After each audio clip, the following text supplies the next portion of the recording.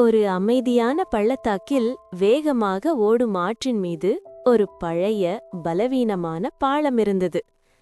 பல மைல்கள் தூரம் அதுதான் ஆற்றைக் கடக்கும் ஒரே வழி. அந்த பாலம் ஒரே ஒருவருக்கு மட்டுமே இடம் கொடுக்கும் அளவுக்கு சுருங்கியது. ஒரு காலையில் வடக்கிலிருந்து ஒரு ஆடும் தெற்கிலிருந்து இன்னொரு ஆடும் அந்த பாலத்தை நோக்கி வந்தன. இருவரும் மறுபுறம் இருக்கும் பச்சை புல்வெளியை அடைய விரும்பின.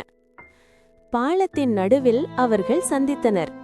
ஆனால் யாரும் பின்னோக்கி செல்ல தயாராகவில்லை. இருவரும் பிடிவாதமாக ஒருவரை ஒருவர் நோக்கி நின்றனர்.